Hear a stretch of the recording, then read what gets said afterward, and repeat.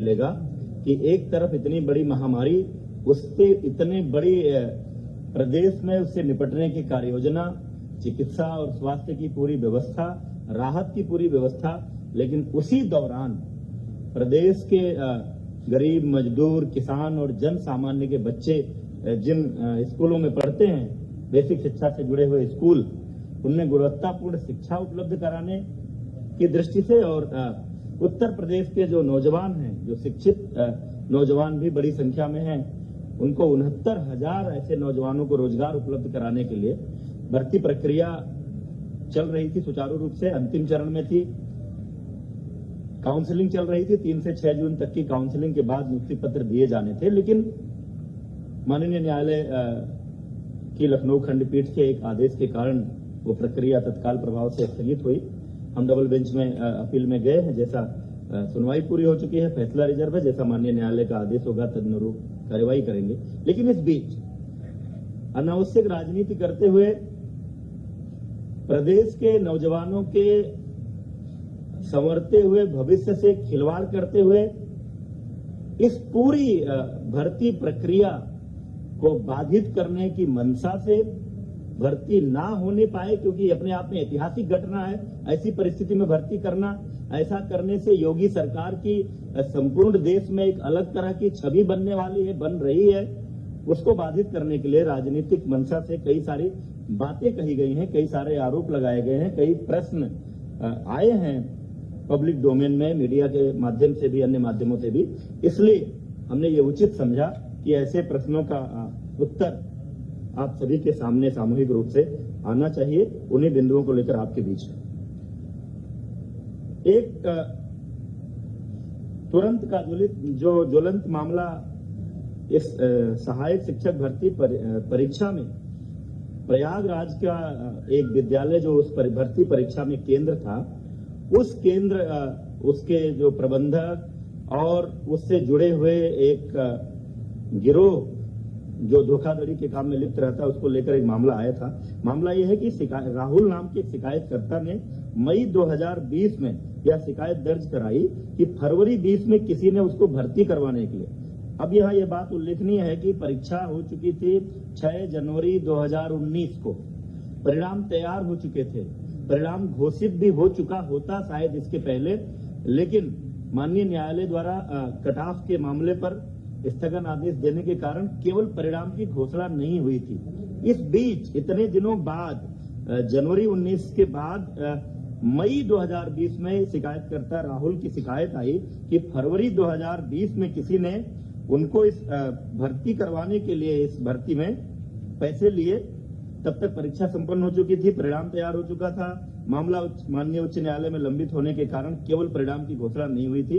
इसलिए फरवरी 20 से मई 20 में किसी लेन देन के कारण परीक्षा के परिणाम पर प्रभाव नहीं पड़ने वाला था, परंतु फिर भी शिकायतकर्ता की शिकायत को गंभीरता से लेते हुए तत्काल प्रयागराज पुलिस ने कार्यवाही की और शिकायतकर्ता द्वारा दी गई सूचना के आधार पर डॉक्टर KL पटेल, जो किसी प्राथमिक स्वास्थ्य केंद्र में चिकित्सक हैं, संतोष कुमार बिंद जिसके लेखपाल होने की जानकारी आ रही है, तथा इनसे जुड़े हुए अन्य 11 लोगों को, कुछ को 6 जून को, कुछ को 8 जून को, कुल मिलाकर के 11 लोगों को गिरफ्तार किया गया। इनसे पूछताछ के आधार पर यह जानकारी मिली कि उक्त गिरोह चंद्रमा यादव, प्रबंधक, पंचम लाल आश्रम उच्चतर माध्यमिक विद्यालय प्रयागराज से 60 गांठ कर उक्त विद्यालय में परीक्षा देने वाले परीक्षार्थियों की गैर कानूनी ढंग से मदद करता है और उसके बदले धन वसूली करता है। उक्त जानकारी के आधार पर शासन ने उक्त मामले की गहन जांच और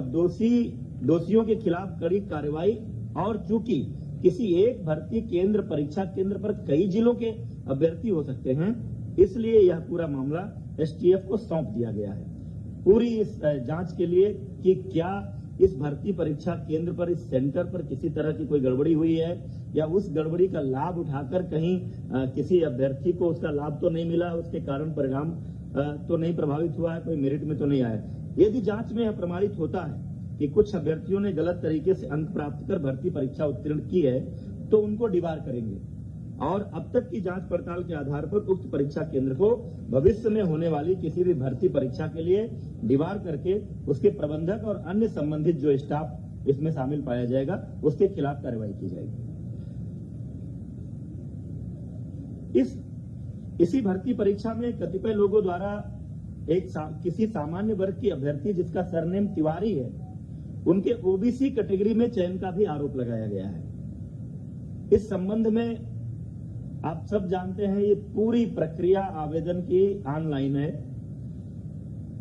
अभ्यर्थी ऑनलाइन जाकर के जो प्रविष्टियां भरता है उन्हीं प्रविष्टियों के आधार पर हम सारी लिस्ट तैयार करते हैं, कौन किस कैटेगरी में है, किसके क्या अंक हैं, और फाइनली जो भर्ती परीक्षा में अंक आए हैं उसको जोड़कर और उनके जिलों की वरीयता लेकर हमने मेरिट लिस्ट तैयार की है।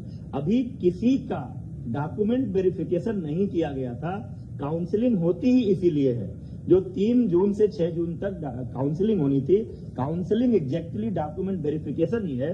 उसमें प्रमाण पत्रों की जांच होनी थी और उसी में कोई व्यक्ति अगर लिखता है कि वो फला कैटेगरी में है, ओबीसी में है, एससी में है, एसटी में है या दिव्यांग में है, तो उसके सक्षम अधिकारी द्वारा प्रस्तुत प्रमाण पत्र वहां दिखाए जाने पर ही आरक्षण का लाभ मिलना है, अन्यथा नहीं मिलना है। यद्यपि कि कई ऐसे भी मामले आते हैं कि कुछ लोगों के सरनेम कुछ भी रहते हैं लेकिन वो किसी दूसरे संबंधित जाति से बिलोंग करते हैं, उसका प्रमाण पत्र उनके पास होता है। जैसे कोई गोसाई है अगर, और वो अगर तिवारी लिखता है, पाठक लिखता है, कोई टाइटल लिखता है, लेकिन मूलतः उसकी जाति अगर गोसाई दर्ज है तो चूंकि गोसाई जाति पिछड़ी जाति में आती है तो उसको उसका लाभ मिलेगा। लेकिन ये जो भी मामला है ये अंतिम रूप से अभ्यर्थी को लाभ तभी मिलेगा जब वो काउंसलिंग सेंटर पर उससे संबंधित प्रमाण पत्र प्रस्तुत करेंगे। इसलिए अभी किसी के लाभ मिल जाने का सवाल ही नहीं उठता है। कतिपय लोगों द्वारा आरक्षण की प्रक्रिया को लेकर भी सवाल खड़े किए गए हैं। कई बार ये बातें हो रही हैं। आप सब जानते हैं इस देश की पूरी विधि द्वारा स्थापित एक प्रक्रिया है। 50% सीटें किसी भी भर्ती परीक्षा में अनारक्षित होती हैं। 50% में ओबीसी, एससी, एसटी का अलग अलग आरक्षण है। 50% अनारक्षित सीटों पर मेरिट के आधार पर, चाहे वो जिस संवर्ग के लोग हों, चाहे वो ओबीसी हों, एससी हों, एसटी हों, जिनकी भी मेरिट ऊपर होती है वो सभी लोग इस अनारक्षित वर्ग में चयनित होते हैं। इस भर्ती में भी यही हुआ है। किसी को यह भ्रम नहीं होना चाहिए कि अनारक्षित वर्ग में केवल सामान्य जातियों के लोग भर्ती हुए हैं। अनारक्षित वर्ग में सामान्य जातियां भी हैं, ओबीसी भी हैं, एससी भी हैं, एसटी भी हैं। जिनके अंक आए हैं वो हैं इसमें। लेकिन माननीय उच्च न्यायालय का एक निर्णय था पोस्टिंग को लेकर के, जनपदों के आवंटन को लेकर के, कि भले ही कोई अपने अंकों के आधार पर ओबीसी या एससी अनारक्षित वर्ग की मेरिट में आ रहा है तो भी जब जनपद का आवंटन होगा तो उसको उसकी कैटेगरी में मानते हुए भी वो आवंटन किया जाएगा। क्योंकि सामान्यतः एक शिकायत होती थी कि कोई आदमी अपने नंबरों के आधार पर अनारक्षित में आ गया, यहाँ नीचे है, तो इस हिसाब से जनपद आवंटन होगा तो वो अपनी वरीयता का जनपद नहीं पाएगा। लेकिन अगर इसको इसकी कैटेगरी में ट्रीट किया जाए तो वहां वो अपनी कैटेगरी के आरक्षित लोगों से ऊपर जाएगा। निश्चित रूप से उसकी मेरिट ऊपर है तो उसकी चॉइस को प्रायोरिटी देनी चाहिए। और ये कोई हमने नहीं तय किया है, ये माननीय उच्च न्यायालय का निर्णय है। उस निर्णय के आधार पर उत्तर प्रदेश लोक सेवा आयोग भी पदों के आवंटन में यही प्रक्रिया अपनाता है। हमने भी इसी प्रक्रिया को अपनाया है। भर्ती प्रक्रिया अंतिम चरण में थी, काउंसलिंग चल रही थी, ये मैंने बता दिया आपको। माननीय न्यायालय के स्थगन आदेश के कारण हमने काउंसलिंग रोकी है। हम डबल बेंच में अपील में गए थे, उसकी सुनवाई कल पूरी हो गई है। फैसला सुरक्षित है। जैसा निर्णय आएगा माननीय न्यायालय के निर्णय के अनुरूप हम उसमें आगे की कार्रवाई करेंगे। इसी संदर्भ में एक अपडेट माननीय सर्वोच्च न्यायालय से भी आई है कि आगे कोई डेट लगी थी, लेकिन इस बीच में कोई जो प्रतिवादी गण है उन्होंने कुछ रिप्रेजेंट किया है और बीच में किसी दूसरे माननीय न्यायमूर्ति ने उस मामले को एंटरटेन किया है और उस आधार पर कोई एक मीडिया के माध्यम से भी आप लोगों को भी सूचना आ रही, कोई एक गाइडलाइन आ गई कि 69,000 में से 37,000 कुछ पदों को रोकते हुए शेष पर आप भर्ती करें। इसमें चूंकि हमारे विभाग का पक्ष नहीं सुना गया है वो निर्देश जारी करते समय, इसलिए हम वो मॉडिफिकेशन के लिए वहां पर अपील कर रहे हैं कि इस आदेश में संशोधन हो। एक अन्य प्रकरण में आया है चर्चा में आप सबके माध्यम से भी, अन्य मामलों से भी, कस्तूरबा गांधी बालिका विद्यालय बड़ौत बागपत में वहां की एक अध्यापिका अनामिका शुक्ला, आरोप यह है कि ये 25 अन्य कस्तूरबा कुल मिलाकर के 25 कस्तूरबा गांधी बालिका विद्यालयों में कार्यरत हैं और 1 करोड़ से अधिक का भुगतान हुआ है। इस संदर्भ में आपको मैं बताना चाह रहा हूं कि हमने प्रेरणा डिजिटल फ्रेमवर्क बेसिक शिक्षा विभाग में पिछले कई महीनों से लागू किया है, जिसके माध्यम से मानव संपदा पोर्टल हमारा है। उस पोर्टल के माध्यम से हम अपने विभाग में कार्यरत सभी शिक्षकों का पूरा डेटाबेस तैयार कर रहे हैं। हर आदमी का पूरा डिटेल उसमें है। शुरू में ये जो हमारे प्राइमरी और अपर प्राइमरी थे, प्राथमिक और उच्च प्राथमिक, उसमें ये लागू था, लेकिन बाद में 11 फरवरी के एक आदेश के अंतर्गत हम लोगों ने इस फ्रेमवर्क को प्रेरणा तकनीकी फ्रेमवर्क के नाम से जाना जाता है, कस्तूरबा गांधी बालिका विद्यालयों में भी लागू किया है। और उस लागू होने के बाद मार्च से वहां भी जो डेटा फीडिंग की प्रक्रिया शुरू हुई, अब उसमें एक सिस्टम है कि अगर कोई भी सेम डिटेल दूसरी जगह फीड किया जाएगा तो वो हमारा सिस्टम हमको अलर्ट करेगा। और उस फ्रेमवर्क के इस्तेमाल के कारण ये मामला पकड़ में आया है। और जो जांच हुई है उस जांच में ये तथ्य सामने आया है कि बड़ौत, हर ब्लॉक में कस्तूरबा होता है, बागपत के बड़ौत ब्लॉक में जो कस्तूरबा गांधी बालिका विद्यालय है उसमें एक कार्यरत शिक्षिका अनामिका शुक्ला, जो एक पोस्टिंग वहां पर थी, उस बेस पर चूंकि पहला डेटा वहां मिला, उस बेस पर जो जांच की गई, 8 अन्य जनपदों के एक कस्तूरबा विद्यालयों में, यानी कुल 9 विद्यालय। ये जनपद है वाराणसी, अलीगढ़, कासगंज, अमेठी, रायबरेली, प्रयागराज, सहारनपुर तथा अंबेडकर नगर में पूर्णकालिक विज्ञान शिक्षकों की नियुक्ति हुई है। एक का डॉक्यूमेंट है, उस डॉक्यूमेंट का इस्तेमाल हुआ है। उस डॉक्यूमेंट का इस्तेमाल करके अन्य जगहों पर कोई और शिक्षिका अनामिका शुक्ला के नाम से गई है, उस पर नियुक्ति हुई है, ये बात सामने आई है। लेकिन कई जगहों पर योगदान नहीं किया, वहां जाकर के ज्वाइन नहीं किया, कई जगहों पर ज्वाइन करने के बाद लगातार अनुपस्थित है। तो कुल मिलाकर 6 विद्यालयों के माध्यम से अनामिका शुक्ला के डॉक्यूमेंट पर नियुक्त हुई शिक्षिकाओं को 12,24,700 रुपए का भुगतान हुआ है।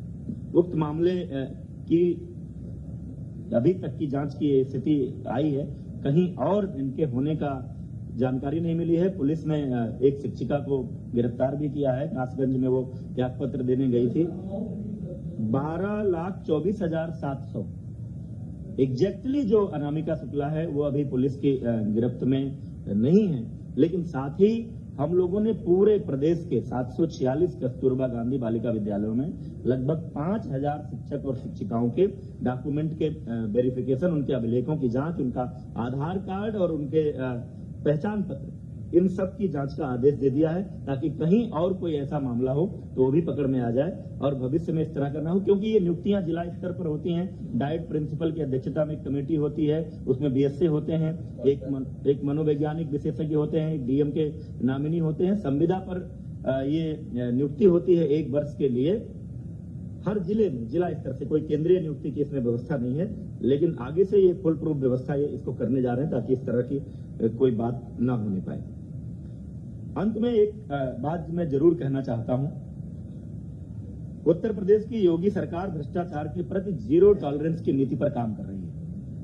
हमारे सामने, हमारी सरकार में कभी भी, जब भी योगी सरकार के सामने किसी भी क्षेत्र में, किसी भी मुद्दे पर कोई भ्रष्टाचार की शिकायत आई तो सरकार ने ऐसे किसी विषय को दबाने छिपाने की कोशिश नहीं की। तुरंत ही सक्षम अधिकारियों को इस ऐसे मामलों की जांच सौंपी जाती है और उस जांच के परिणाम के आधार पर दोषी व्यक्तियों के खिलाफ कार्रवाई की जाती है।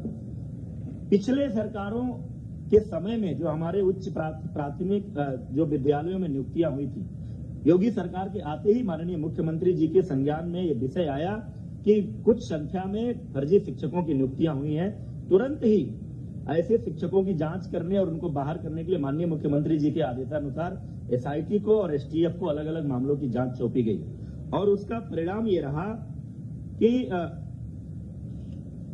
एक बार 775 शिक्षकों की सेवा समाप्ति की गई। पूरी फुल प्रूफ जांच के बाद जो फर्जी पाए गए, 522 के विरुद्ध एफआईआर दर्ज कराई गई है। 23 अध्यापकों के विरुद्ध नियमानुसार कार्यवाही गतिमान है, क्योंकि एक स्थापित प्रक्रिया है। नोटिस देते हैं, उनको अपना पक्ष रखने का मौका देते हैं ताकि वो न्यायालय में भी जाएं अगर तो हमारी कार्यवाही पुष्ट हो। इसके साथ ही साथ एक 2004-05 में डॉक्टर भीमराव अंबेडकर विश्वविद्यालय आगरा से बीएड की कुछ फर्जी डिग्री का मामला आया था। उनमें से जिन लोगों पर संदेह था, ऐसे 1356 अध्यापक चिन्हित हुए थे, उसमें से भी 926 की सेवा समाप्त की जा चुकी है। 406 के विरुद्ध कार्यवाही गतिमान है। इस प्रकार अब तक 1701 ऐसे फर्जी शिक्षकों की सेवा समाप्ति की जा चुकी है तथा 429 के विरुद्ध कार्यवाही गतिमान है। अन्य जहां भी कोई शिकायत आती है किसी फर्जी शिक्षक होने की, तुरंत वो मामला एसआईटी या एसटीएफ को सौंपा जाता है और जांच के आधार पर सावधानी बरतनी पड़ती है कि कोई जेन्युइन शिक्षक इस कार्रवाई का शिकार न हो। जांच के आधार पर हम तुरंत बर्खास्त करते हैं। हमारे कार्यकाल में जितने लगभग 50,000 शिक्षकों की भर्ती जो इसके पहले विभिन्न भर्ती अभियानों में अभी तक हो चुकी है, उसमें से अभी तक किसी फर्जी शिक्षक की नियुक्ति का मामला नहीं सामने आया है। कोई ऐसी शिकायत आएगी तो उसकी भी जांच करेंगे और इसी तरह की कार्रवाई करेंगे। हमारी कार्रवाई को लेकर लोग कोर्ट में गए थे, लेकिन माननीय न्यायालय ने भी बर्खास्तगी की, फर्जी शिक्षकों की बर्खास्तगी की कार्रवाई को उचित ठहराया है और ये कहा है कि जो उत्तर प्रदेश सरकार ने कार्रवाई की है वो विधि के द्वारा स्थापित प्रक्रिया के अनुसार हुई है। यह ऐसी सरकार है जो भ्रष्टाचार मुक्त और पारदर्शी शासन के लिए जानी जाती है। सरकार शिकायतों को तुरंत संज्ञान में लेकर त्वरित जांच कराकर कार्रवाई करती है।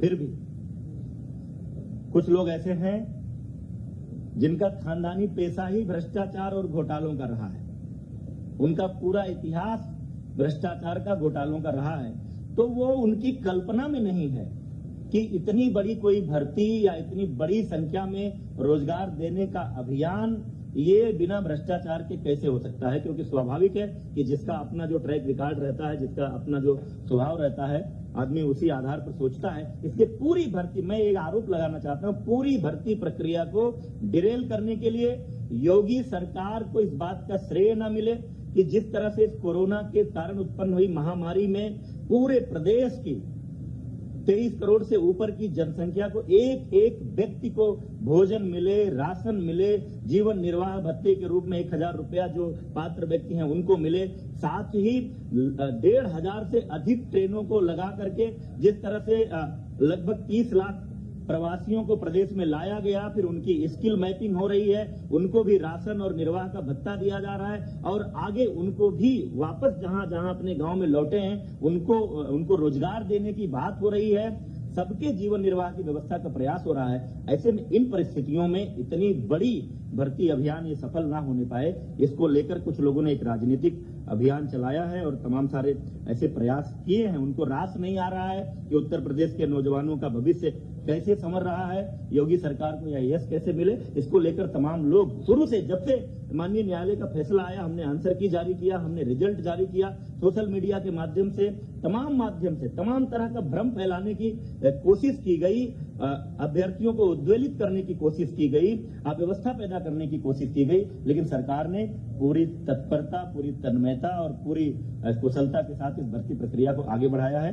माननीय उच्च न्यायालय, माननीय सर्वोच्च न्यायालय में कुछ लोग गए हैं, उनका अधिकार है। जैसा माननीय उच्च न्यायालय का और माननीय सर्वोच्च न्यायालय का आदेश आएगा उस अनुरूप हम इस कार्रवाई को पूरी करेंगे। योगी सरकार की मंशा ये है कि ये भर्ती प्रक्रिया यथाशीघ्र कुशलता पूर्वक पूरी हो, प्रदेश के 69,000 नौजवानों को रोजगार मिले और प्रदेश के 69,000 स्कूलों को, हमारे गांव, गरीब, मजदूर, किसान के बच्चे जिन स्कूलों में पढ़ते हैं उसमें पढ़ने वाले बच्चों को गुणवत्तापूर्ण शिक्षा मिले।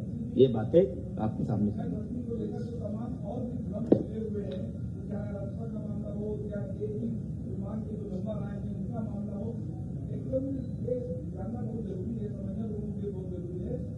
हाईकोर्ट में जो मामला है क्या वो इन सब बातों को लेकर है या फिर और जो नहीं मिले वो मुद्दों को लेकर या और नहीं। माननीय उच्च न्यायालय लखनऊ के सामने जो मामला गया था, लखनऊ खंडपीठ के सामने, जिस पर काउंसलिंग स्टे हुआ, वो मामला कुछ प्रश्नों को लेकर गया था कि कुछ अभ्यर्थियों को ये था कि जिन प्रश्नों के उत्तर हमारा जो परीक्षा नियामक प्राधिकरण है उसकी जो विशेषज्ञ समिति ने जो उत्तर तय किए हैं, जिस आधार पर हमारा रिजल्ट बना है, उनको उस पर आपत्ति थी कि इसका उत्तर ये नहीं कुछ और है। उसको लेकर के जो सिंगल बेंच ने एक फैसला दिया था कि यूजीसी एक विशेषज्ञ समिति बनाए और वो समिति ये तय करे कि इन प्रश्नों के उत्तर क्या होंगे। तो चूंकि उस निर्णय के खिलाफ हम डबल बेंच पे हमने अपील की है, सुनवाई कल पूरी हो गई है, फैसला सुरक्षित है। डबल बेंच का जैसा निर्णय आएगा उसके बाद ही हम उस बात पर निर्णय ले पाएंगे। सुप्रीम कोर्ट में जो मामला गया था माननीय सर्वोच्च न्यायालय में, क्योंकि जब यहाँ न्यायालय ने, सरकार ने जो कट ऑफ तय किया था 97 नंबर अनारक्षित के लिए और 90 नंबर आरक्षित के लिए, और जो मांग चल रही थी जो 45% 40% की, तो माननीय उच्च न्यायालय हमारा स्टैंड का सपोर्ट किया था, हमारे कटाफ को माना था कि गुणवत्तापूर्ण शिक्षकों की नियुक्ति के लिए यह सही निर्णय है। तो जो सर्वोच्च न्यायालय में लोग गए हैं उस कटाफ वाले निर्णय के खिलाफ गए हैं, वो निर्णय माननीय सर्वोच्च न्यायालय से आना। एक एक करके हो जाए। हाँ, परीक्षा हो या शिक्षक भर्ती की कोई भी परीक्षा, लगातार गलत प्रश्न आ रहे हैं, लाखों अभ्यर्थी परेशान हैं, सड़कों पर हैं। कौन है इसके लिए जिम्मेदार, और जो जिम्मेदार हैं उनके खिलाफ क्या कार्रवाई आप लोग अब तक किए और आगे क्या कार्रवाई करेंगे? आप कुछ कह रहे थे? इसमें 3 प्रश्नों का जब सभी कैंडिडेट्स को अपॉर्चुनिटी दिया गया था ऑब्जेक्शंस रेज करने के लिए, जब आंसर कीज पब्लिश हुए थे, 3 का एक्सपर्ट कमेटी ने देके सभी कैंडिडेट्स को बराबर मार्क दे दिया। जहां तक हाईकोर्ट लखनऊ बेंच में प्रश्नों का जो 13 प्रश्नों का किया गया था, इसमें इन 13 प्रश्नों को हम लोगों ने सरकार के पक्ष से हम लोगों ने सही ठहराते हुए इसको किया है। उसी की कल सुनवाई हुई है एंड आरक्षण ये जजमेंट भी सुरक्षित हो गया है। I think we should wait for the judgement. Thank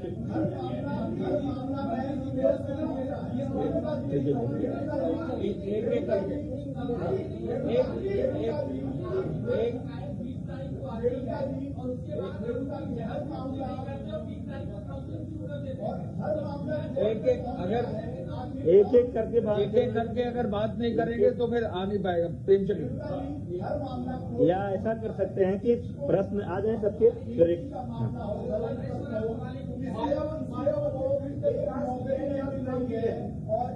आप बताइए। 25,000 नौकरी कर रही है, करोड़ों रुपये उसे मिल रहा है। ये सिस्टम की खामी है, अधिकारियों की खामी है, सरकार की खामी है, पूर्व सरकार की खामी है, राजनीतिक दलों की खामी है। आखिर कौन है जिम्मेदार?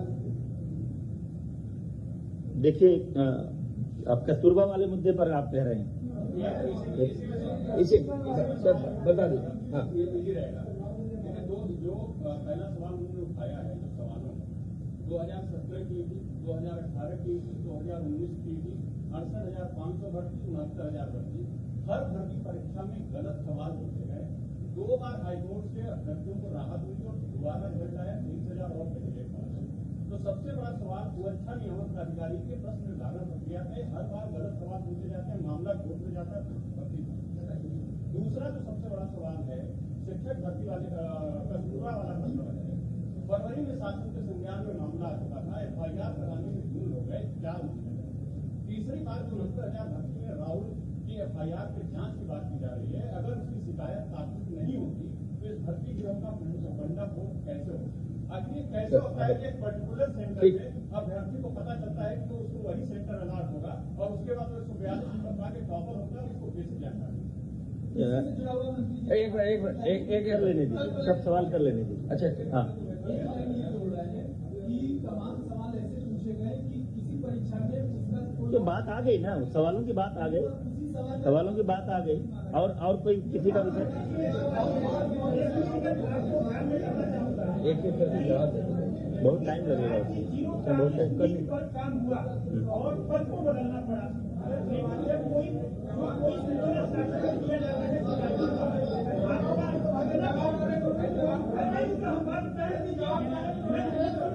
नहीं कर पाएंगे आप। बस 1 मिनट। भ्रष्टाचार है, उसकी बड़ी लंबी प्रक्रिया हो जाती है, लेकिन वो टेबल पे जाते जाते बाबू जो होता है वहाँ का कोई वो दबा देता है। और आपका ये विषय बाबू के टेबल का नहीं है। अभी तो जो ये बात प्रश्न कर रहे हैं क्या लोग, देखिए सर, आप जवाब दें। एक मिनट विजय आप जवाब दे दें। ये कस्तूरबा वाला जो विषय है वो हम कब से वो छानबीन कर रहे हैं, किस तरह से वो एक विषय कस्तूरबा वाला रख दीजिए।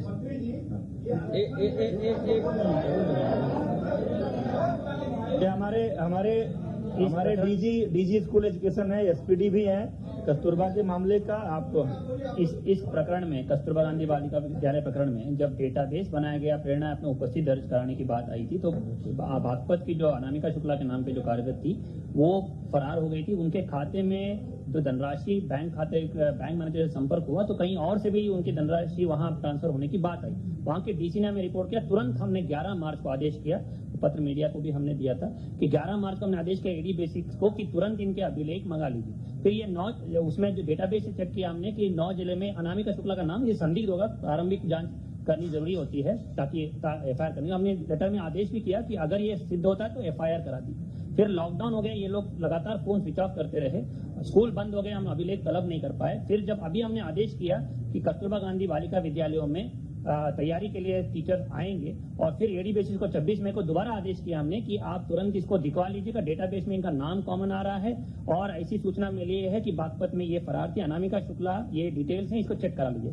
एडी बेसिक्स ने जांच कराई, बीएसएस को नोटिस दिया, अभिलेख तलब किए। फिर उसके बाद ये पता चला कि इस तरह एक ही नाम से अलग जगह है और उसके बाद तुरंत हमने आदेश किया कि हर जनपद में अभिलेखों को तलब किया जाए, आधार नंबर चेक किया जाए, पहचान पत्र चेक किया जाए और उसमें 100% सभी अभिलेखों सत्यापन हो। यही इस प्रकरण में यही बात होती है। और जहां तक एक मिनट कंप्लीट कर दूं, बोलने दीजिए ना। इसके साथ ही हम जो सभी 5 लाख से अधिक शिक्षक जो हैं उन सबकी मानव संपदा पोर्टल पर सारे अधिष्ठान संबंधी, चाहे वो उनकी सर्विस बुक्स हो, अवकाश स्वीकृति और आवेदन हो, प्रशिक्षण हो, एनुअल कॉन्फिडेंशियल रिपोर्ट जो उनकी होती है, वार्षिक प्रविष्टि, स्थानांतरण प्रस्तापन, हर एक चीज ऑनलाइन प्रक्रिया करने की प्रक्रिया संपूर्ण की गई थी। माननीय मुख्यमंत्री ने 4 सितंबर पिछले साल उसको लॉन्च किया था और 100% इसको लाइव किया गया है और इसका सत्यापन टीचर को हमने ऐप दिया कि स्वयं सत्यापित कराइए और उसमें प्रमाणित कराइए। और हमने डेडलाइन भी दिया था कि 15 जून अंतिम तिथि है कि इस पीरियड में आप अगर उसमें रिकॉर्ड्स में ये नहीं करते हैं तो ये माना जाएगा कि आप स्वयं जिम्मेदार है उसके लिए। और उसके बाद इसका 100% हम लोग सत्यापन करने की प्रक्रिया लागू किए थे। और इसी तरह हम कोशिश कर रहे हैं कि इस तरह जो भी फर्जी टीचर उसमें है डेटाबेस से उसको हम लोग पकड़ लें और उत्तरदायित्व निर्धारित करें। बोलने दो। कोई एक नौकरी नहीं पा रहा है, लाखों लोग टहल रहे हैं और ऐसे में एक महिला 25 जगह नौकरी कर रही है। ये किसका फेल्योर है? सिस्टम का फेल्योर है, अधिकारियों का फेल्योर है। इसको एक मिनट विजय इसमें वीरेश जी जो डीजी बेसिक कह रहे हैं, ये जो नया पोर्टल बनाया है तभी से ये चीजें पकड़ में आने लगी हैं। अगर लॉकडाउन नहीं होता तो 15 जून तक आ गया होता। आपको खुद माननीय मुख्यमंत्री जी ने आपको बताया कि अब तक जो है 1701 फर्जी शिक्षक पकड़े गए। ये आज से नहीं, कई समय से हैं। और सरकार कटिबद्ध है, शिक्षा विभाग कटिबद्ध है, हर हालत में इसको कर देंगे। लॉकडाउन नहीं होता तो 15 जून तक ये लाइव हो गया होता। चूंकि ये सब प्रक्रिया शुरू हो गई है तो ये कार्रवाई की जा रही है। इस मामले में एक चूक ये थी कि मार्च में जब कार्रवाई होनी थी तब हो गई होती। आपका पॉइंट वैलिड है, लेकिन लॉकडाउन आ गया था। और ये जिले स्तर पर कॉन्ट्रैक्ट मार्च टीचर हैं, इनको कोई नौकरी नहीं दी जाती है, केवल मात्र जिले स्तर पर कॉन्ट्रैक्ट दिया जाता है। जिले स्तर पर अब सूचना जब इकट्ठा होना शुरू हुई है तो ये जानकारी मिली है। 6 जगहों पर मिला है, कार्रवाई की जाएगी। जो भी होगा दोषी बचेगा नहीं। एसटीएफ को दे दिया गया है, हर व्यक्ति इसमें जो भी गड़बड़ होगा पकड़ा जाएगा। सर आप राहुल के सर नहीं, कौन सी जांच चल रही है? नहीं, ऐसे नहीं होता है कि इतनी बड़ी। आप मेरी बात सुनिए, मैं आपकी बात का जवाब दे रहा हूं। आप उत्तेजित क्यों हो रहे हैं? देखिए, ऐसा दुनिया में किसी भर्ती परीक्षा में नहीं होता है कि कोई भर्ती की प्रक्रिया चल रही हो, काउंसलिंग का डेट हो और एक कोई शिकायत पड़ जाए कि साहब हमसे किसी ने पैसा ले लिया था, हमारी भर्ती नहीं हुई, तुरंत हम पूरी भर्ती प्रक्रिया रोक दें। ऐसा कहीं नहीं होता। कोई एक भी उदाहरण हो तो मुझे दे दीजिए। ये पहले से 8 मई को हमने नोटिफिकेशन जारी कर दिया था। जितनी तत्परता से माननीय न्यायालय का फैसला आया, लॉकडाउन चल रहा था, उसके बावजूद हमने आंतर की जारी किया। रिजल्ट जारी किया, मेरिट लिस्ट जारी की और 8 मई को पूरा शेड्यूल नोटिफाई कर दिया था कि फला तारीख को आवेदन करेंगे लोग और फला तारीख को काउंसलिंग होगी, उसके बाद नियुक्ति पत्र देंगे। ये सब चीजें चल रही थी। माननीय न्यायालय ने अगर स्थगन आदेश नहीं दिया होता तो हम अपनी नियुक्ति प्रक्रिया पूरी करते। इस बीच एक शिकायत आई, मैं जो बात बार बार आपसे कह रहा हूं, इस बीच एक शिकायत आई, नहीं आप सुनिए ना भाई, केवल जवाब नहीं, मेरी बात समझिए। इस बीच एक शिकायत आई, हम लोगों ने तुरंत ही उस शिकायत को संज्ञान में लेते हुए हमारी पुलिस ने वहां तत्परता से काम किया। जिसका जिसका उस व्यक्ति ने नाम लिया उनमें से लोगों को गिरफ्तार किया गया है, पूछताछ हुई है, प्रारंभिक जांच हुई है और उस आधार पर लगा कि ये मामला एसटीएफ को सौंपने लायक है ताकि दूध का दूध पानी हो। जो भी लोग इस तरह का करते हैं, ये पहले से भी ये नाम आ रहे हैं कि ये तमाम रेलवे भर्तियों से लेकर अन्य भर्तियों में करते रहे हैं, तो इसलिए स्पष्टता से पूरी जांच हो और जो लोग भी ये करते हैं वो भी पकड़े जाएं। और अगर इस भर्ती में भी उस गिरोह ने किसी तरह का लाभ किसी को पहुंचाया है तो ऐसे अभ्यर्थी भी चिन्हित हों और उनको हम दीवार कर सके, वो प्रक्रिया चल रही है।